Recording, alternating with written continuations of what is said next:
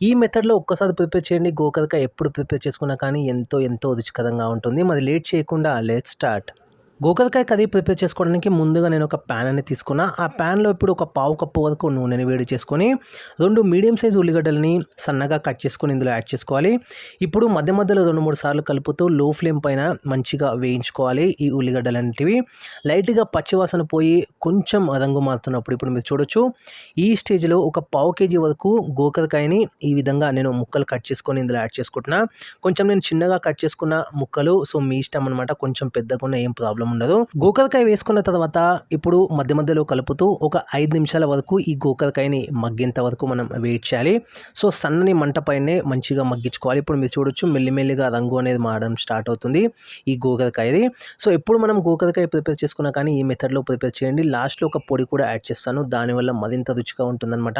Especially రోటీలోకి చాలా చాలా బాగుంటుంది. ఇప్పుడు మీరు చూడొచ్చు కొంచెం కలర్ అనేది చేంజ్ అయిన తర్వాత కొంచెం మగ్గిన తర్వాత పచ్చిమిరపకాయలు యాడ్ చేస్తున్నాను ఒక 4, 5 వరకు.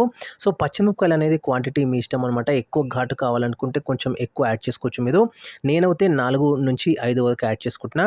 ఇప్పుడు ఒక్కసారి బాగా కలిపిన తర్వాత ఒక సగం స్పూన్ వరకు అల్లం వెల్లిగడ్డ పేస్ట్ కూడా వేసుకొని ఇంకొకసారి బాగా కలుపుకోవాలి. ఆ ఫ్లేవర్ అంతా కూడా బాగా పట్టేంత వరకు. ఇప్పుడు బాగా కలుపుకున్న తర్వాత ఒక సగం స్పూన్ వరకు పసుపుతో పాటు ఒక స్పూను కారం పొడి, టేస్ట్‌కి తగ్గట్టుగా ఉప్పుని కూడా వేసుకొని ఇంకొకసారి మనం గోకరకాయని కలుపుకోవాలి. ఆల్మోస్ట్ అయిపోయినట్టే ఇప్పుడు. సో బాగా కలిపిన తర్వాత ఇప్పుడు టొమాటోస్ కూడా యాడ్ చేసుకుంటున్నాను. 1 లేదా 2 చిన్న టొమాటోస్ ఇప్పుడు మీరు చూడొచ్చు సన్నగా కట్ చేసుకొని ఇందులో యాడ్ చేసుకున్న తర్వాత బాగా కలుపుకోవాలి. బాగా కలిపిన తర్వాత ఇంతకుముందు చెప్పినట్టు లాస్ట్‌లో ఒక పొడి వేస్తానని చెప్పినా కదా! సో ఇది నువ్వుల పొడి అనమాట. ఒక 2 స్పూన్ల వరకు నువ్వుల పొడితో పాటు కొంచెం చింతపండు పులుసుని కూడా వేసుకొని ఇంకొకసారి బాగా కలుపుకోవాలి. నువ్వుల పొడి చాలా చాలా బాగుంటుందన్నమాట. మరింత ఫ్లేవర్ని ఇస్తుంది ఈ గోకరకాయకి. ఎప్పుడు మీరు ప్రిపేర్ చేసుకున్న గోకరకాయ నువ్వుల పొడితో ప్రిపేర్ చేసుకోండి. దానివల్ల మరింత రుచిగా ఉంటుందన్నమాట. ఎంతో కమ్మగా ఉంటుంది. ఇప్పుడు మూత అనేది పెట్టేసుకొని కంప్లీట్‌గా ఉడికేంత వరకు at the same time tomatoes కూడా మగ్గేంత వరకు మనం వెయిట్ చేయాలి. ఇప్పుడు మీరు చూడొచ్చు మధ్య మధ్యలో 2, 3 సార్లు కలపాలి. ఒక 5-7 నిమిషాల పాటు మంచిగా ఇదంతా కూడా కుక్ చేసుకోవాలి. బాగా మగ్గనివ్వాలి.